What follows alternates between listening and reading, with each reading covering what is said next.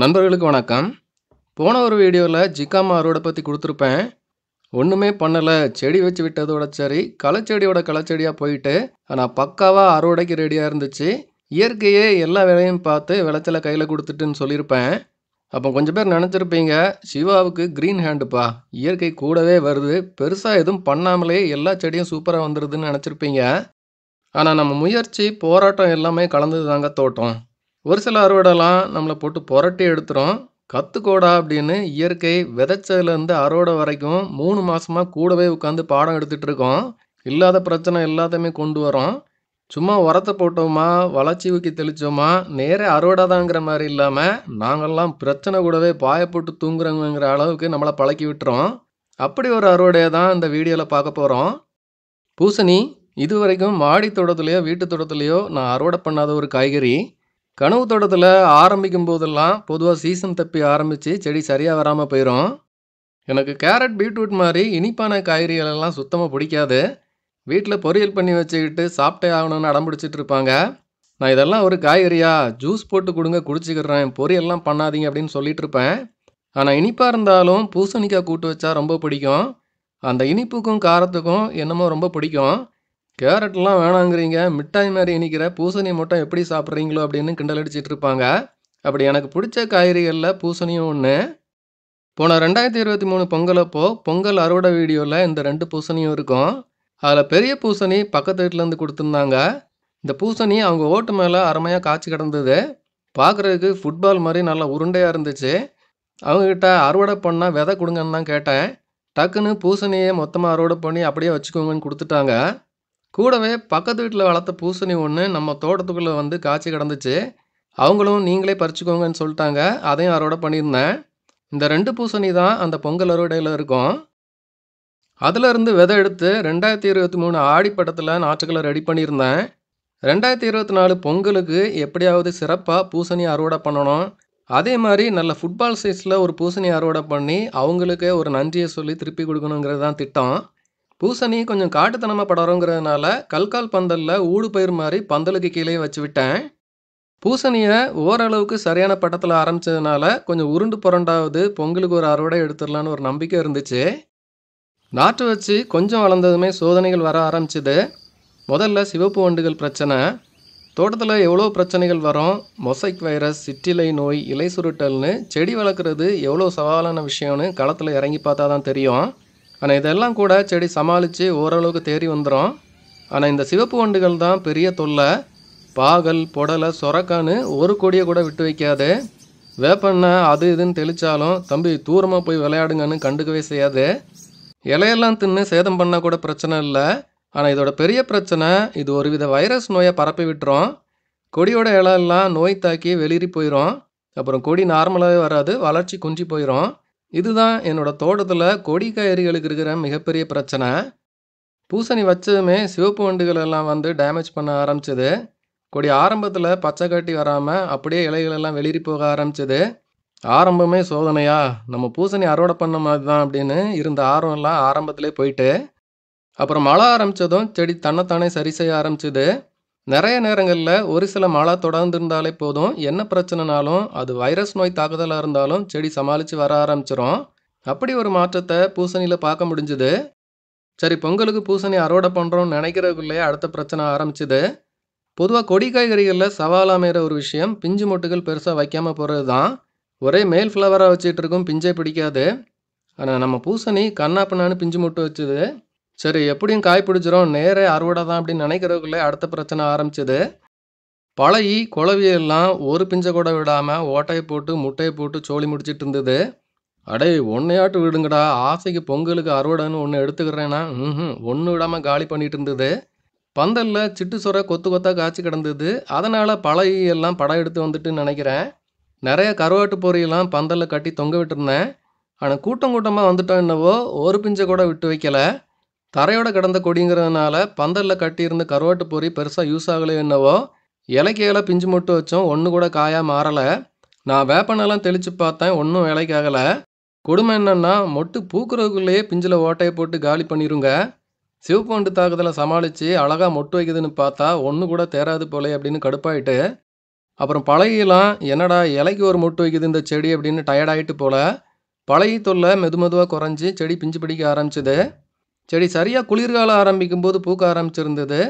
ஆரம்பத்தில் வச்ச பிஞ்செல்லாம் பிடிச்சிருந்ததுன்னா பொங்கல் அறுவடையாக திட்டமிட்ட மாதிரி பூசணி அமைஞ்சிருக்கும். ஆனால் ஆரம்பத்தில் மொத்தமாக காலியானனால செடி சீசனை மிஸ் பண்ணி மெதுவாக வெயில் காலத்தை நோக்கி போக ஆரம்பிச்சது. பொங்கலுக்கு செடியில் பிஞ்சே இல்லை, பொங்கலை தாண்டி தான் பிஞ்சு பிடிக்க ஆரம்பிச்சது. என்னதான் பிரச்சனைனாலும் தேனீக்கள் எல்லாம் கூட்டம் கூட்டமாக வந்து ரொம்பவே ஹெல்ப் பண்ணாங்க. தேனீக்களுக்கு நம்ம தோட்டத்தில் பஞ்சமே இருக்காது. செடிகள் எல்லாம் பூக்க ஆரம்பிச்சமே வந்துருவாங்க. அதனால் பூத்து பிஞ்சு பிடிக்கலைங்கிற பிரச்சனை இல்லாமல் எல்லா பிஞ்சு மொட்டுகளுமே காய் பிடிக்க ஆரம்பிச்சது. அப்பாடா இனி நேர அறுவடை தான், எப்படியும் காப்பாற்றி கொண்டு வந்துடலான்னு லேசாக ஒரு நம்பிக்கை துளிர் விட ஆரம்பிச்சது. அந்த நம்பிக்கை துளிரை கொத்தி போடுறதுக்குன்னே அடுத்ததாக வரிசையில் நின்னது மயில். அடே ஒரு பூசணிக்காய் தானடா கேட்டேன், நான் என்ன மூட்டை மூட்டையாவே கேட்டேன், பயப்புள்ள ஆசைப்படுறானு பொங்கலுக்கு ஒன்று கொடுத்துருக்கலாம்ல அப்படின்னு தோணுச்சு.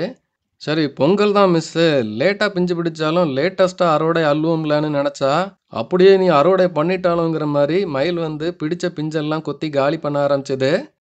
சரி நீ பேசாமல் பூசணியை மறந்துட வேண்டியதான், எவ்வளோ அடித்தாலும் தாங்குறான்டான்னு இந்த அடி அடித்தா இப்படி ஒரு அளவு வேணாமாடே அப்படின்னு இயற்கையிட்ட கேட்கணும்னு தோணுச்சு. பூசணியும் வேணாம் ஒன்றும் வேணாம், இனி நான் பூசணியே சாப்பிட்றது இல்லடா அப்படின்னு முடிவு பண்ணியாச்சு. அப்புறம் தான் ஒரு யோசனை வந்தது. ஷேட் நட் கொஞ்சம் தோட்டத்தில் கிடந்தது. தண்ணி தொட்டி கட்டும்போது அதை மூடி போடுறதுக்கு எடுத்துகிட்டு போயிருந்தேன். அதை துண்டு துண்டாக கட் பண்ணி பேசாமல் பூசணியை பேக் பண்ணிட்டா என்ன, மயில் வந்து தேடி பார்த்துட்டு எங்கடா பிஞ்சு ஒன்றையும் காணுமேன்னு ஏமாந்து போயிரும்ல அப்படின்னு ஒரு யோசனை வந்தது. பூத்து பிஞ்சு பிடிக்க பிடிக்க ஒன்றொன்னா ஷேட் நட் வச்சு கவர் பண்ணிட்டேன். அதுக்கு நல்ல பலன் இருந்தது. மயில் வந்து தேடி பார்த்துட்டு போயிடும். கடைசியில் பூசணியை பொக்கிஷம் மாதிரி பொத்தி பொத்தி வளர்க்குற மாதிரி ஆகிப்போச்சு. தோட்டத்துக்கு போனால் இதே வேலை தான். எங்கே பிஞ்சு மூட்டை இருக்குன்னு பார்த்து பூத்து வாடினதுமே பேக் பண்ணிடுறது. அப்படியே பேக் பண்ணி 10க்கு மேலே காய்களை ரெடி பண்ணியாச்சு. கொஞ்சம் சீசன் தப்பி வெயில் காலமாக ஆரம்பித்ததுனால செடியில் அந்தளவுக்கு செழிப்பு இல்லை. அதனால் காய் ரொம்ப திரட்சியாக வரலன்னு தான் சொல்லணும். சீசன்னா இன்னுமே மிரட்டி இருக்கும். பூசணிக்காய் 2 விதமாக பிஞ்சு பிடிச்சிருந்தது. ஒன்று குட்டி குட்டியாக நீளமாக ஒரு ஷேப்பில் ஒரு குட்டி தர்பூசணி மாதிரி வந்திருந்தது. இன்னொரு செட்டு பூசணி மாதிரியே வந்திருந்தது. அதில் ஒன்று நல்ல ஃபுட்பால் மாதிரியே வந்திருந்தது. எப்படியோ ரொம்ப போராடி பூசணியை முதல்ல தோட்டத்தில் வளர்த்து கண்ணில் பார்த்தாச்சு. ஜனவரி 15 வாக்கில் பொங்கல் அறுவடையை திட்டமிட்டது. நிறைய பிரச்சனைகளால் பிப்ரவரி 14 தான் முதல் அறுவடை பண்ணியிருந்தேன். பூச்சி தொல்லைகளால் ஒரு மாதம் லேட் ஆகிட்டு முதல் செட் அறுவடையாக குட்டி குட்டி பூசணி எல்லாத்தையும் அறுவடை பண்ணேன். சிவப்பு வண்டு, பழையி, மயில் அப்படின்னு அத்தனை பேரையும் சமாளித்து வந்திருக்க ஒரு பூசணிக்காய். சும்மா கிடைக்கிற அறுவடை ஒரு சந்தோஷம்னா போராடி கிடைக்கிற அறுவடை அதை விட சந்தோஷம். அந்த சந்தோஷத்தோடைய அறுவடை பண்ணேன். முதல் அறுவடையில் ஒரு 6 பூசணி கிடச்சிது. குட்டி குட்டி பூசணி தான், ஒன்றுமே ஒரு 1.5 கிலோ இடம் இருக்கும். மொத்தமாக ஒரு 9 கிலோ பூசணி கிடச்சிதுன்னு சொல்லலாம். அப்புறம் ஒரு வாரம் கழித்து பெரிய பூசணி எல்லாம் அறுவடை பண்ணேன். ஏதோ சாதிச்சிட்ட மாதிரி ஒரு சந்தோஷம். எப்போவுமே போராடி கிடைக்கிற வெற்றி தனி சந்தோஷம்தான்.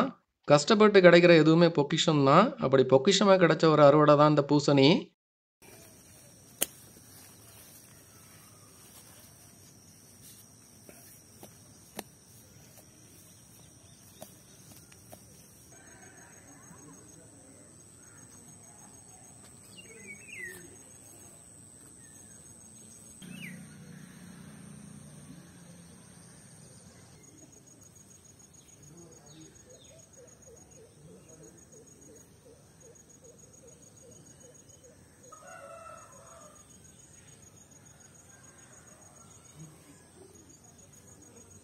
பெரிய பூசணியில் ஒரு 3 பூசணி கிடச்சிது.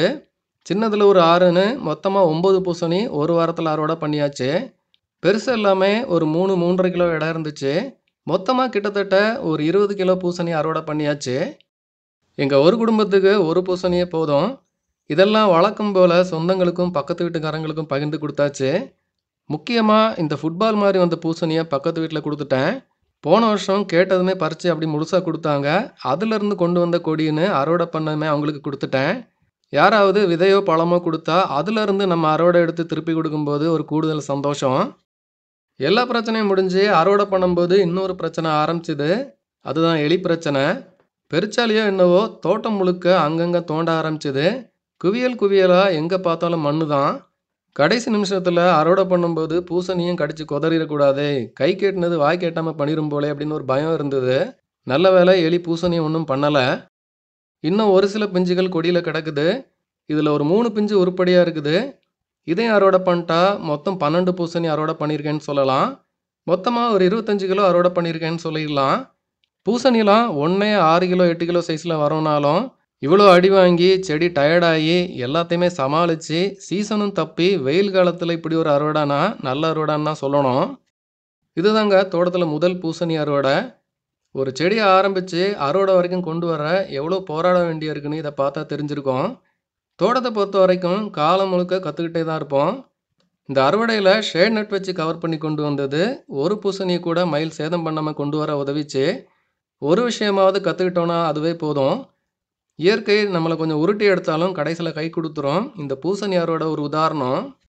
சிவப்பு வண்டு மட்டும்தான் நம்ம தோட்டத்தில் பெரிய தலைவலியாக இருக்குது. விவசாய நண்பர்கள் யாருக்காவது இதை கட்டுப்படுத்த வழி தெரிஞ்சுதுன்னா கமெண்ட்டில் சொல்லுங்கள், முயற்சி பண்ணி பார்க்குறேன். இனி ஒரு மாதத்துக்கு வீட்டில் பூசணி கூட்டு தான். அவ்வளோ பூசணி அறுவடை பண்ணியாச்சு. இந்த பூசணி தான் பூசணி ஷேப்பில் வந்திருக்கு. இதில் இருந்து விதை எடுத்து அடுத்த ஆடிப்பட்டத்தில் 2வது முயற்சியாக பூசணி ஆரம்பித்து இப்போ கற்றுக்கிட்ட வித்தையெல்லாம் மொத்தமாக இறக்கி இன்னும் ஒரு சிறப்பான அறுவடை எடுக்க பார்க்கணும். அவ்வளோதாங்க. நான் முதல்ல சொன்ன மாதிரி இயற்கை சில நேரம் சும்மா அள்ளி கொடுக்கும். சில சமயம் கதற விட்டு கற்றுக்க விட்டு பிறகு கடைசியாக காப்பாற்றி விடும். பொறுமையாக கற்றுக்கிடுறோமா இல்லை அட போங்கடா ஒரு செடி கூட கிடந்து நான் போராடுறதுக்கு நான் கடையிலே பூசணி வாங்கி சாப்பிட்டுக்கிறேன்னு போகிறோமான்னு பார்க்கும். போராடி பார்த்தோம்னா நம்மளை கற்றுக்க வச்சு கூடவே கூட்டிகிட்டு போகும். கோவிச்சிட்டு போனால் நம்மளை விட்டு விலகி போயிடும். இந்த புரிதலோட செடி வளர்க்க ஆரம்பித்தா கண்டிப்பாக ஒரு கட்டத்தில் தோட்டத்தில் ஜெயிக்க ஆரம்பிப்போம். போராடி கிடச்ச இந்த பூசணி அறுவடை உங்களுக்கு பிடிச்சிருக்கோன்னு நம்புகிறேன். வீடியோ பற்றி உங்களுக்கு கருத்துக்களை சொல்லுங்கள். வீடியோ பிடிச்சிருந்தா லைக் பண்ணுங்கள், உங்கள் நண்பர்களுக்கு ஷேர் பண்ணுங்கள். இது வரைக்கும் சேனலை சப்ஸ்கிரைப் பண்ண நண்பர்கள் மறக்காமல் சேனலை சப்ஸ்கிரைப் பண்ணிக்கோங்க. நன்றி.